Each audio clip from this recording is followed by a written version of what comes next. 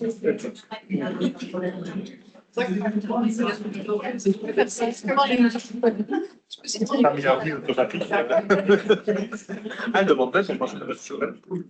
la dernière. Voilà, chers collègues.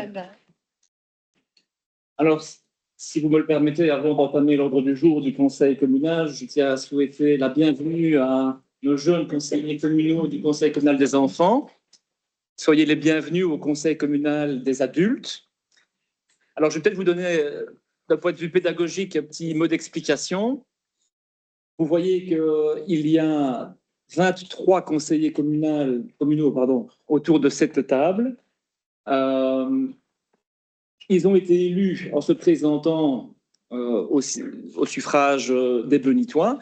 Un peu comme vous, lorsque vous avez été élu dans votre classe, vous avez dû présenter un projet, des idées, et vos camarades de classe ont pu voter pour vous et vous élire comme conseiller au sein du Conseil communal des enfants. Ben, ici, c'est un peu la même chose. Il y a eu deux listes qui se sont présentées aux Benitois lors des élections d'octobre 2024.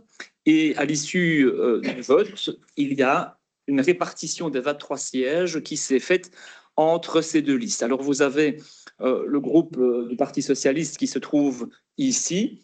Alors, il y a René est là-bas. René est là-bas. Les flammeurs. Donc, ça va de René jusqu'à Christophe qui n'est pas là aujourd'hui, donc le siège vide. Donc, ils ont 10 sièges. Et vous avez le groupe Bloni Plus qui va de Jean-Marie qui est là, lève la main, jusqu'à Simon qui est là-bas au bout. Et ça fait 13 sièges, donc 13 sièges sur 23, c'est ce qu'on dit la majorité. Donc ils ont le groupe Bloni Plus, c'est la majorité des sièges. Comme ça, vous savez pourquoi parfois on parle de la majorité. Ben, c'est parce qu'ils ont la majorité des sièges au sein du conseil communal. Alors, au sein du conseil communal, c'est le bourgmestre qui préside la séance. On ne peut pas interagir comme on veut au conseil communal. Il y a des règles à respecter pour que les débats puissent se faire de façon tout à fait sereine et dans le calme. La parole se demande et c'est le président qui accorde la parole en fonction des demandes qui ont été faites pour que tout se fasse dans le calme et dans la sérénité. C'est comme ça que fonctionne la démocratie. Alors, à ma droite, donc à votre gauche, vous avez la directrice générale que vous avez normalement déjà dû rencontrer, qui n'est pas un membre du groupe Bloni Plus, mais qui s'assied à côté du président de la séance, puisque c'est elle qui s'assure du bon ordre de la séance du conseil communal, qui acte les décisions qui sont votées ici. C'est un peu la secrétaire, c'est pour ça qu'on appelait avant le secrétaire communal, la secrétaire communale. C'est de ça que ça vient, c'est parce que c'est un peu le secrétaire de la séance.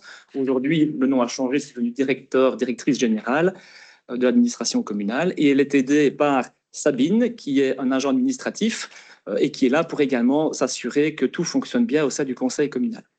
Alors, les citoyens ne peuvent pas prendre la parole au sein du conseil communal. L'objectif, c'est que les citoyens puissent élire leurs représentants et que les représentants puissent alors discuter au sein du conseil communal. Donc, je demanderai évidemment tout à chacun de ne pas interagir avec le conseil communal, ce n'est pas autorisé. Voilà, je pense que j'ai tout dit, si ce n'est que vous avez donc les conseillers communaux qui sont ici. Les conseillers communaux sont un peu le pouvoir législatif, c'est eux qui décident ce qui se passe au sein de la commune. Et vous avez le collège qui se trouve sur cette table aussi, avec Madame la présidente du CPS qui est là-bas, qui est le pouvoir un peu exécutif, donc qui exécute un peu ce que le conseil communal a décidé. Voilà. Est-ce qu'il y a des questions avant que je n'entame l'ordre du jour? Est-ce que tout est clair pour vous? Oui? Eh bien, je vous souhaite une bonne séance. Parfois, c'est animé, parfois, c'est plus calme. On verra l'ordre du jour d'aujourd'hui. Et je propose que nous puissions le commencer. Alors, vous avez eu les informations par rapport au rapport du personnel sur Yadélib. Je ne sais pas s'il y a des remarques par rapport à ça. Nous entamons donc l'ordre du jour avec le premier point qui est l'adoption du procès-verbal de la séance du 29 janvier 2026. Est-ce qu'il y a des questions ou des remarques? Pas de remarques de notre côté. Qui est pour? Je vous remercie. Le point suivant concerne la taxe communale sur la force motrice et je laisse la parole à l'échevin des finances. Merci. Donc, la région Wallonne a décidé d'abroger l'exonération au niveau de la force motrice. Et donc, en fonction de ça, à partir du 1er janvier, on a l'exonération qui est remplacée par une nouvelle exonération qui est limitée dans le temps, c'est-à-dire d'une durée de 5 ans.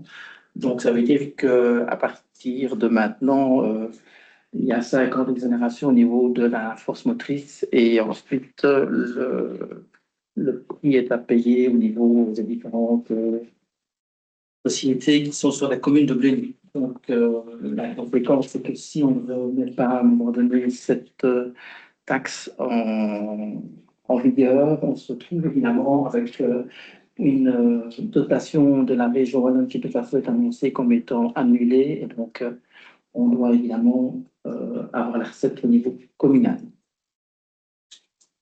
Est-ce que vous avez des questions, Delma? Donc, on a pu poser nos questions, on a eu les réponses. Donc, pas de remarques particulières. Donc, dans ce cas, je mets le pour le vote. Qui est pour? Je vous remercie.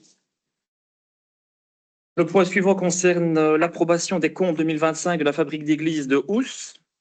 C'est comme d'habitude un peu technique. Est-ce qu'il y a des remarques ou des questions? Non. Qui est pour? Je vous remercie.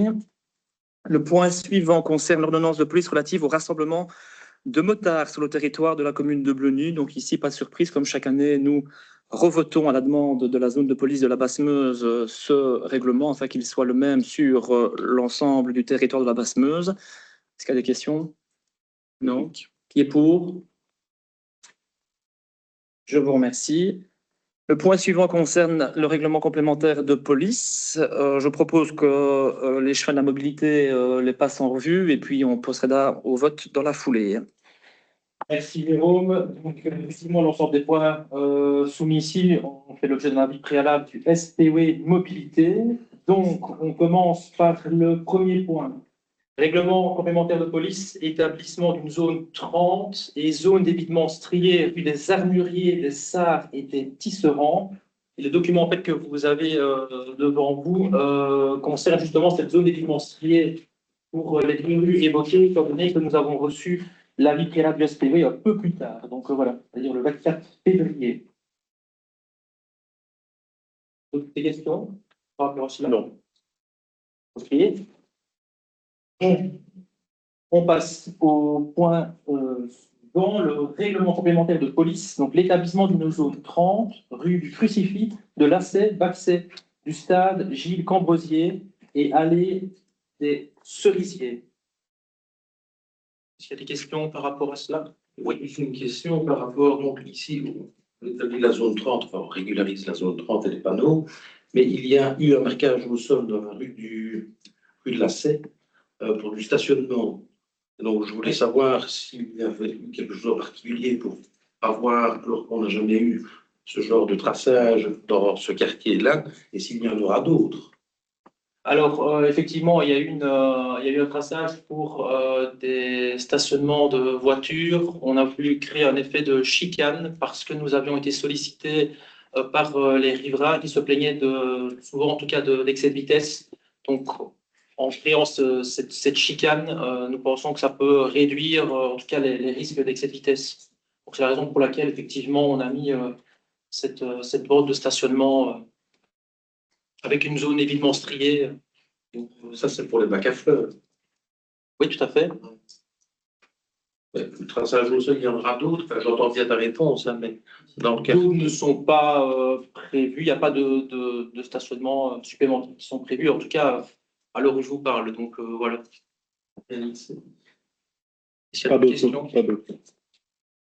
Alors, le troisième point, règlement complémentaire de police, organisation du stationnement rue du Crucifix. Donc, ici, je vais relire le point. Donc, le stationnement est partiellement autorisé sur le trottoir, mais que lorsque des véhicules stationnent devant les garages, il n'y a plus de zone de croisement disponible pour les usagers de la route. Considérant qu'il convient donc d'organiser le stationnement au début de la rue du Crucifix par règlement complémentaire, considérant donc l'avis technique préalable de la direction des départements d'Où et de la sécurité des aménagements de voirie et du service public de Wallonie, donc du 6 février, La rue du Crucifix House, une borne de stationnement de 2 mètres de largeur au moins est délimitée en partie sur la chaussée, parallèlement au trottoir, dans le respect du maintien de cheminement piéton d'au moins 1,50 m du côté extérieur de la voie publique. C'est ça, donc du côté opposé au numéro 4, du côté opposé au numéro 8 et 10, et c'est à hauteur du numéro 5, 7 et à hauteur du numéro 1 et 3. Donc voilà. Le stationnement donc, sera interdit du côté impair devant les 2 garages situés du côté opposé au numéro 6. Donc il y aura une ligne jaune qui sera juste le long du trottoir pour marquer l'interdiction de stationnement là-bas. Est-ce qu'il y a des questions? C'est clair. Ok, parfait, merci. Point suivant. Règlement complémentaire de police, le stationnement réservé aux personnes handicapées, place de la maison du peuple. Donc c'est juste avant la Venelle, en arrivant ici, donc à la maison communale notamment, où là il y a une place qui sera réservée pour une place PMR. Bien.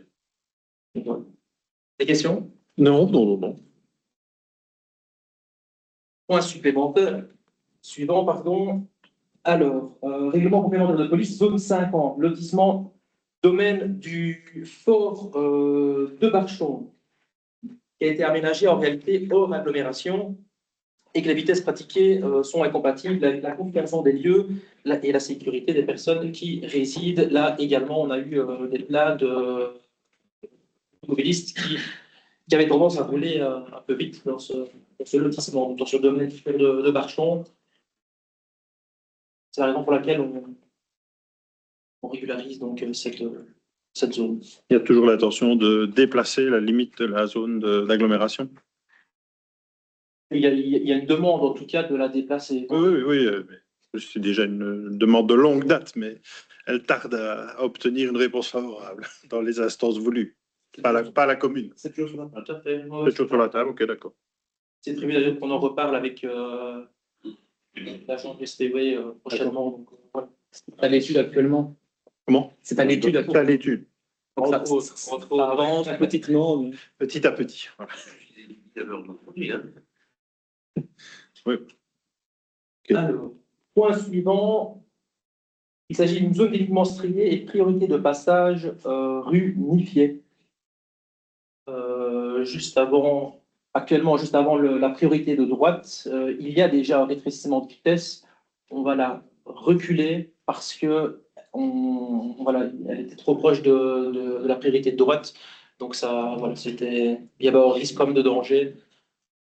Donc c'est la raison pour laquelle on la recule. Ouais. Avec le marquage effectivement d'une zone d'évitement striée. Ok, c'est clair aussi.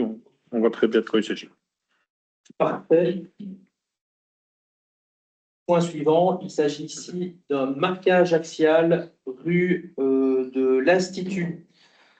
Pour la simple bonne raison qu'en réalité, il y a des voitures qui se stationnent le long de cette rue et ça masque la visibilité des conducteurs qui viennent de la rue du Vicinal. Donc, nous pensons qu'en passant ce marquage axial, eh bien, ça dissuadera certainement les automobilistes à s'y stationner. Donc voilà, il y aura toute boîte en tout cas qui sera effectuée pour prévenir les gens. Il sera désormais interdit de se stationner le long du trottoir en tout cas. Rappeler le code de la route, quoi. Tout à fait. C'est vrai que je pense que tout le monde n'a pas en tête que quand il y a une ligne blanche, on ne peut pas stationner. Enfin bon, c'est une mesure. Il faudra voir l'effet. La police. Voilà. Et de plus, oui, la ligne sera de 15 mètres quand même, donc elle sera visible. Oui. Oui, de long. Il y a de long à de là. Je ne vais pas poser la question. 15 mètres de long. Ça. Elle se met dans le voilà.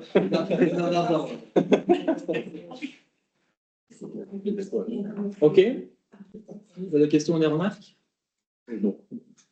Alors, dans ce cas-là, si vous avez eu l'ensemble des informations, qui est pour l'adoption du règlement complémentaire de police établissement d'une zone 30 rue des Armuriers, des Sarres et des Tisserands? Qui est pour l'adoption du règlement complémentaire de police établissement d'une zone 30 rue du Crucifix, de l'Assay, Baxay, du stade Gilles Combresier et allée des Cerisiers? Qui est pour le règlement complémentaire de police, organisation du stationnement rue du Crucifix? Qui est pour le règlement complémentaire de police, stationnement réservé aux personnes handicapées, place de la Maison du Peuple? Qui est pour le règlement complémentaire de police, zone 50, dans le lotissement domaine du Fort? Qui est pour le règlement complémentaire de police, zone d'évitement strié et priorité de passage rue Niffier? Et qui est pour le règlement complémentaire de police, marquage axial, rue de l'Institut? Je vous remercie. Alors, le point suivant concerne la subvention communale pour leur action en matière de bien-être animal. C'est une demande de subside pour la période 2026-2027. Je ne sais pas si, Isabelle, tu veux dire un mot par rapport à ça? Moi, je demande de subvention pour les actions en matière de bien-être animal, qui ont été introduites avant le 28 février. La commune pourra utiliser cette subvention pour plusieurs choses, mais celle qu'on a retenue, c'est la mise à disposition de chèques vétérinaires pour les animaux appartenant à des personnes précarisées. Je peux dire d'autre que le chèque pourra être utilisé, mais je crois que c'est dans la DIB, pour la stérilisation des chats, l'identification et l'enregistrement des chiens et des chats. Voilà, on n'a pas encore tranché sur le montant. On va d'abord attendre de voir si on obtient bien le subside. Je ne sais pas si vous avez une question. Donc l'action, c'est l'échec vétérinaire que le collège a retenu. Pour les personnes en difficulté financière, qui devront à ce moment-là joindre des documents pour la demande, comme la carte d'identité, la preuve de leur revenu, etc. Mais bon, pas encore. Ça va, oui. D'autres questions? Bon. Qui est pour? Je vous remercie. Le point suivant concerne la prolongation de l'accueil de jour et de nuit pour les transmigrants au presbytère de Barchon. Est-ce qu'il y a des remarques? Continuité. Pas de souci. Qui est pour? Je vous remercie. Alors, le point suivant concerne la modification du règlement de travail. Alors, vous aurez vu qu'il y a en réalité 4 points différents. Le premier point concerne la garde hivernale. C'était une demande à notre arrivée aux responsabilités du personnel ouvrier de revoir un peu la garde hivernale. Et quand on a examiné cette matière, on s'est rendu compte qu'il n'existait pas de règlement proprement parler de la garde hivernale, mais c'était plutôt par tradition que ça se faisait.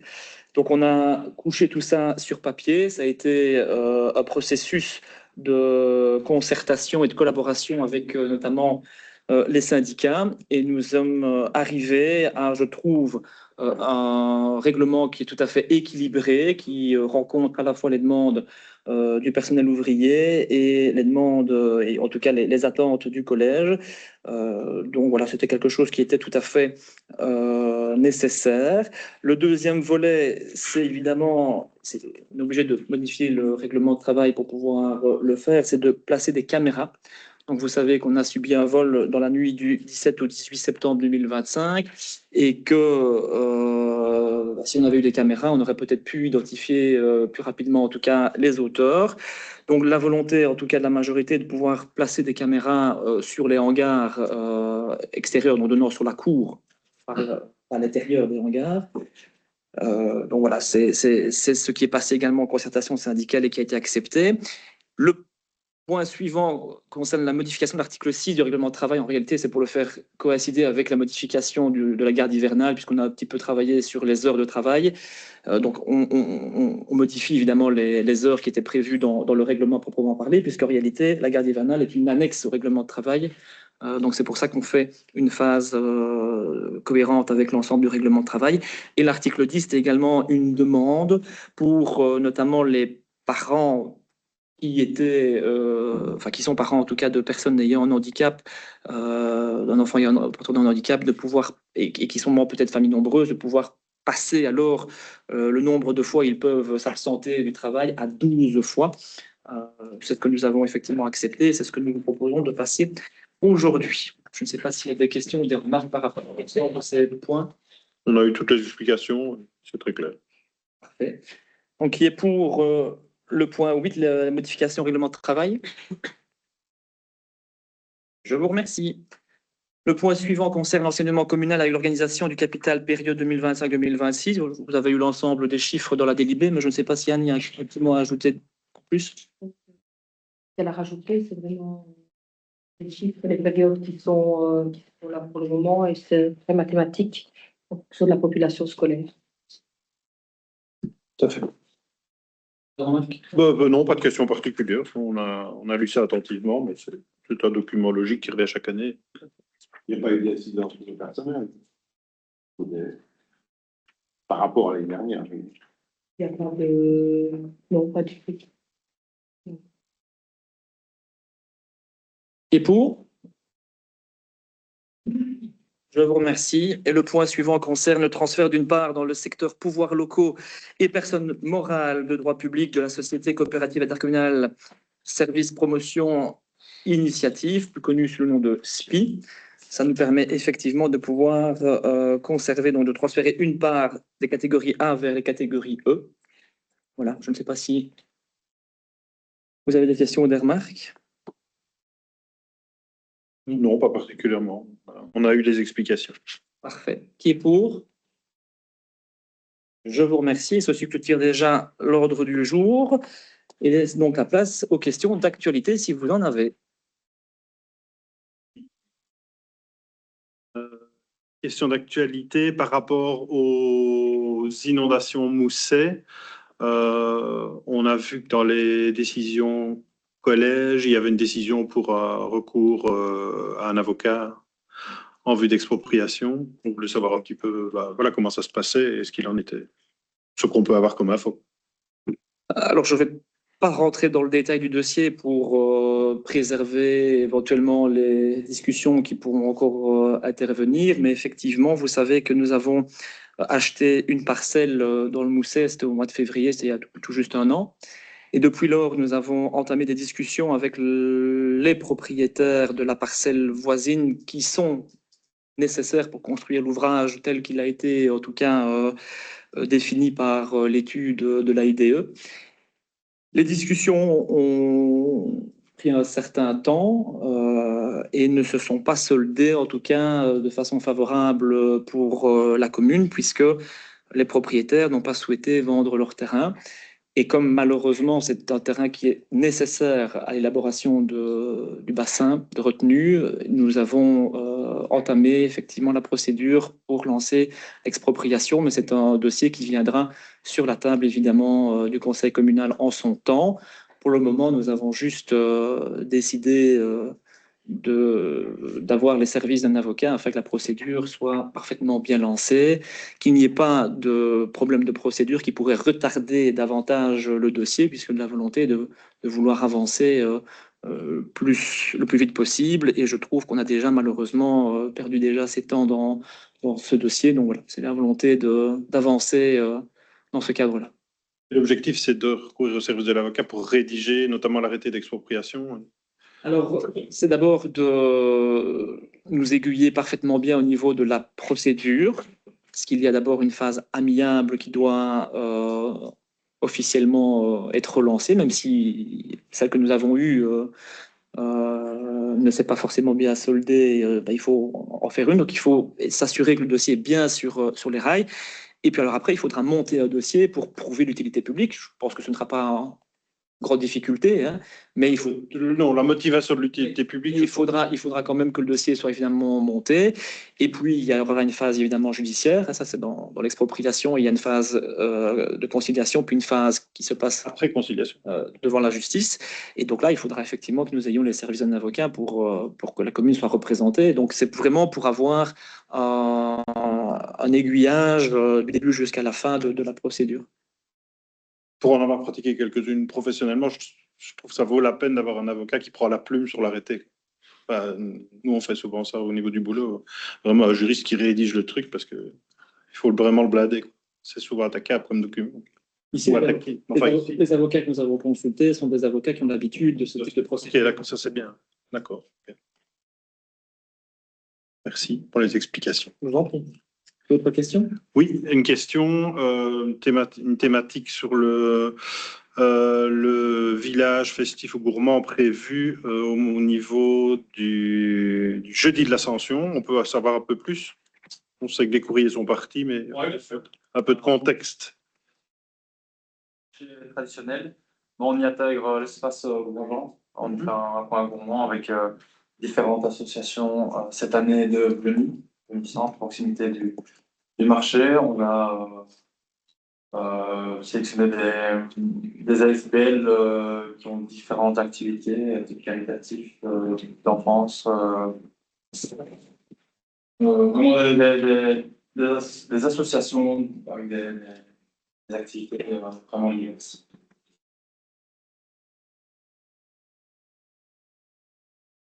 Ok. Par rapport à... Il y avait déjà les autres années, certaines associations qui avaient déjà des endroits, ils vont être regroupés tous à cet endroit-là. Ok, donc tout le monde sera sur l'espace Grosjean. C'est ça l'idée. D'accord. Par contre, oui, au niveau des critères de sélection, enfin, vous dites que vous avez sélectionné, tu as cité 2-3 domaines, je dirais, 2-3 catégories. Enfin, quid des autres associations? C'est quand même étonnant d'avoir enfin, que le collège sélectionne lui-même les associations auxquelles il y en a qui ont le privilège de venir et d'autres pas. C'est un peu, c'est pas une question de privilège, mais enfin, je sais pas. La commune organise un événement, par définition, il est accessible à toutes les assos du village de Bleugny, on est bien d'accord, on a bien compris le critère. Je pense que la meilleure chose, c'est de leur écrire à tous, voir combien seraient intéressés, combien ont les moyens de mettre des gens, parce que tout le monde n'est pas libre non plus. Et puis en fonction de ça, plutôt de dimensionner l'événement. Ici, je pense qu'on a dimensionné en disant, il y a X chalets, prenons-en X, quoi. C'est un petit peu... Enfin, en termes de com par rapport aux assos, c'est un peu dommage. Moi, j'aurais écrit à tout le monde, et puis on prévoyait éventuellement en effet des critères en disant, vous, c'est cette année, vous, c'est l'année prochaine. Et ici c'est un peu, ça passe pour une sélection voilà, du collège. Mais si c'est vraiment diversifier les types d'associations. Oui, mais j'entends bien, oui. Pour un club de sport ou autre. Oui, j'entends les critères, mais je veux dire, j'ai demandé une liste, il y a de l'ordre de 28 associations actives sur Bleugny Village. Voilà, il y en a, je ne sais pas combien, 10 ou 12, 12, 13. Je ne sais pas si vous avez pris une réserve dans les courriers qui ont été envoyés. Il y en a une dizaine, je pense. Enfin, il y aura 10 retenus, quoi. Les critères, c'est vraiment impossible. Donc les autres, voilà, sont pas contactés. Je trouve que ce n'est pas opportun sur la procédure. Ça aurait mérité d'être plus. Le critère premier n'était pas là, c'est la proximité. La diversité, la proximité du marché. En tant que responsable d'une SBL liaison, on n'a pas été contacté. Bon, mais liaison politique, hein. Si on le prend comme ça. Oui. La volonté n'est pas de politiser l'événement. Sûrement pas. Non. Du tout. On l'a fait au village. Mais sur le. Voilà, en termes de com, enfin, je ne sais pas ce que vous en pensez, mais il était bien de prévenir toutes les associations actives sur Bleugny. Voilà, il y a ça, l'opportunité est là. Et puis de voir quand même 18 associations qui n'ont rien reçu et qui vont apprendre que leur voisin a été sélectionné. Ça va faire très bizarre comme message. Mais ici, la volonté du collège était effectivement de pouvoir diversifier le plus possible les associations et les stands. Donc, on a vraiment pris un par secteur différent. La complexité, si nous avions fait la formule que tu proposes, c'est qu'on allait peut-être se retrouver avec beaucoup de personnes qui étaient demanderesses d'être sur le site et ne pas pouvoir satisfaire leurs demandes, puisque les stands, on n'en a que 10 et qu'on ne sait pas les multiplier. Même si mes initiales, c'est JC, je ne sais pas multiplier les chalets. Et donc, à un moment donné, il fallait trouver une solution. Donc, nous avons choisi effectivement de prendre ceux qui se trouvaient à proximité du centre, dans des disciplines tout à fait différentes. Et si des réponses négatives viennent, parce que, comme tu dis, effectivement, il y a peut-être des personnes ou des associations qui n'ont pas sont pas disponibles, qui sont peut-être à une manifestation ou qui n'ont pas le personnel suffisant, enfin des bénévoles suffisants. Dans ce cas-là, on passera à un suivant du même secteur et ainsi de suite. La difficulté, si on avait demandé à tout le monde de venir, c'est que on n'aurait peut-être pas pu accueillir tout le monde. Et je trouve que c'est plus, en termes, tu parles de communication, c'est plus dommageable de dire ah bah tiens, on veut faire une activité, venez, et puis finalement de leur dire ah bah non, finalement ne venez pas. Et ça aurait été plus difficile après en termes de sélection. Donc voilà, ça a été notre position. Non, tu le. Mais qu'on se comprenne bien, hein, l'initiative, ok, on est pour, et tant mieux pour ceux qui pourront venir. C'est très bien qu'ils puissent venir participer à la manifestation, se faire un peu d'argent, c'est le but. Donc ça, il y a aucun souci. Donc vraiment sur la sélection, mais je crois qu'on écrivait à tout le monde, venez, on fait une réunion, les comités venaient, mais évidemment le collège prévoyait qu'il y allait certainement, allez, je sais pas, mais sur 28, il y en a peut-être 20 qui vont dire on veut venir. Ben, par exemple, on prévoit sur 2 ans et on explique lors d'une réunion aux gens, ben voilà, on propose tel et tel truc cette année, l'année prochaine ce sera vous. Mais il y a une com initiale vers tous les comités, quoi. Mais il y a déjà dans l'esprit du collège une tournante qui se fera d'année en année, parce qu'on compte ouvrir alors l'espace pour les associations aux villages différents. Donc cette année, c'est le village de Bleuny. C'est dans les autres associations et il y a preuve de com, il faut. C'est la première fois qu'on l'organise, donc on est encore qu'au tout début, il n'y a même pas encore de comité. C'est parce que vous avez vu les courriers qui ont, en tant que conseil communaux, vous avez vu les courriers qui sont partis, et c'est pour ça que vous nous interpellez sur le sujet, mais je veux dire, à part vous, il n'y a personne d'autre dans la population qui est au courant de ça, parce qu'on n'a pas encore communiqué sur la question. Okay. Et donc l'année prochaine, ce sera un autre village, et ainsi de suite. Donc dire aux associations blonitoises, l'année prochaine vous pourrez venir alors que ce sera un autre village, ça n'aide pas non plus. Je sais pas. À cette heure, il y a deux associations qui ont répondu par la négative, donc on peut tout à fait faire un appel. Vous allez sélectionner 2 autres et leur demander. C'est déjà fait. Mm-hmm. Donc voilà. Mais okay, on reste pas en phase avec la manière dont le truc est monté, quoi, parce que je pense que ça va être très malaisant par rapport aux associations qui auraient reçu, qui ne seront pas à la réunion du, je sais plus quand c'est, au mois de mars. Moi, j'aurais invité tout le monde à former. Enfin, on pensait que c'était quand même plus. Et forcément, tout le monde ne sait pas être réélu s'il n'y a que 10 places, mais on l'explique aux gens et on explique quels critères on applique. Voilà. J'entends la remarque. Ok. Voilà. Une autre question? C'est tout en actualité. Eh bien, ceci clôture donc la séance publique. Je ne sais pas si nos jeunes conseillers ont des questions par rapport à ce qu'ils ont vu aujourd'hui. Non? Ça se passe comme ça dans votre conseil communal des enfants? Non? En tout cas, merci de votre présence. J'espère que ça a été instructif pour vous. Je pense qu'il y a une photo qui est prévue comme chaque année. Non, cette année, ça va être compliqué. Donc, du coup, je ne sais pas si...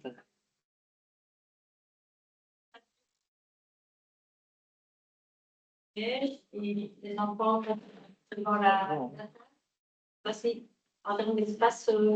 Oui, c'est le... C'est pour ça qu'il n'y a pas de chose.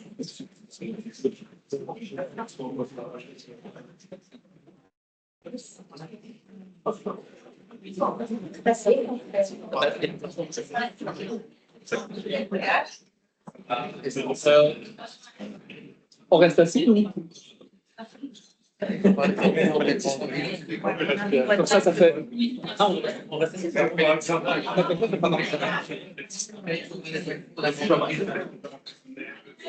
Ah ouais, ils sont debout, ils vont. Ah ouais, c'est ça, c'est tout. Ok,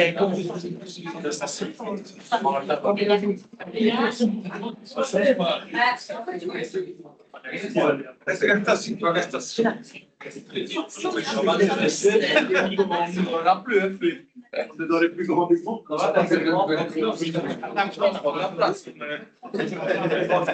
L'habitude.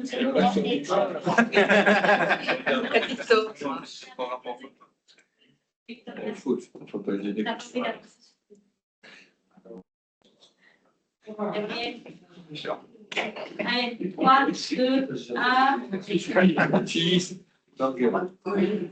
C'est dans la boîte, merci. Merci. Merci.